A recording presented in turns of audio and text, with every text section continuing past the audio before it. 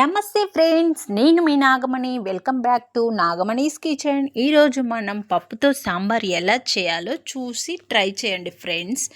మీకు నచ్చితే లైక్ చేయండి, షేర్ చేయండి, సబ్స్క్రైబ్ చేయండి ఫ్రెండ్స్. దానికోసం అయితే నేను ముందుగా ఒక కప్పు కందిపప్పు తీసుకున్నాను ఫ్రెండ్స్. కుక్కర్లో వేయించుకున్నాను ఫ్రెండ్స్.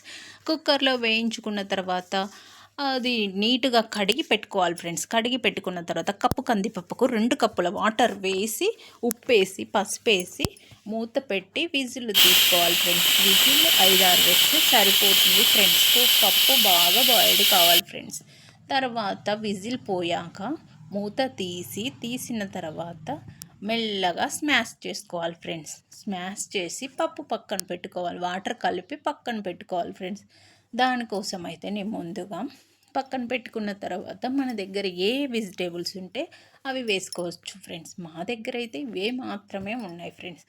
వేరొక బౌల్ పెట్టుకున్న తర్వాత 5-6 స్పూన్ల ఆయిల్ వేసి, ఆయిల్ వేడెక్కాక జీలకర్ర వేసి 1 టేబుల్ స్పూన్ జీలకర్ర వేసిన తర్వాత 1 టేబుల్ స్పూన్ ఆవాలు వేసిన తర్వాత పచ్చిమిర్చి, కరివేపాకు వేసిన తర్వాత కలబెట్టుకోవాలి ఫ్రెండ్స్. బాగా కలియబెట్టుకున్న తర్వాత 1 టేబుల్ స్పూన్ పసుపు వేసి, పసుపు కొంచెమే వేయాలి ఫ్రెండ్స్. ఎందుకంటే మనం ఇందాక పప్పులో వేసాం కదా, ఎక్కువ వేస్తే స్మెల్ వేరే వస్తుంది.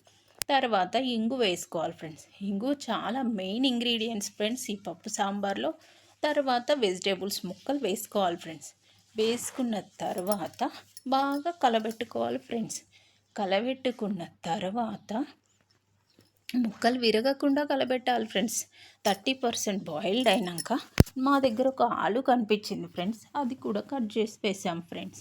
తర్వాత అవి బాగా కుక్ అవ్వాలి ఫ్రెండ్స్. కుక్ అయిన తర్వాత మా దగ్గర 5-6 వెల్లుల్లి ఉన్నాయి ఫ్రెండ్స్. అవి కూడా వేసుకున్నాం ఫ్రెండ్స్.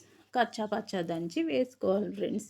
వేసుకున్న తర్వాత కలపాలి ఫ్రెండ్స్. కలిపిన తర్వాత మంచిగా చింతపండు రసాన్ని తీసి అందులో వేయాలి ఫ్రెండ్స్. వేసిన తర్వాత సాంబారు కొంచెం బాగా మసలాలి ఫ్రెండ్స్. దానికోసం పులుపు కొంచెం ఎక్కువైతే వాటర్ కూడా యాడ్ చేసుకోవచ్చు ఫ్రెండ్స్. వాటర్ యాడ్ చేసి మా దగ్గర 3 మ్యాంగో మసాలా ఉంది, సాంబార్ పొడి ఉంది ఫ్రెండ్స్. అది కూడా వేసుకున్నాం ఫ్రెండ్స్. 80% బాయిల్డ్ అయిన తర్వాత మనం మ్యాష్ చేసి పెట్టుకున్న పప్పును కూడా వేసుకోవాలి ఫ్రెండ్స్. వేసుకున్న తర్వాత బాగా బాయిల్డ్ అవ్వాలి ఫ్రెండ్స్.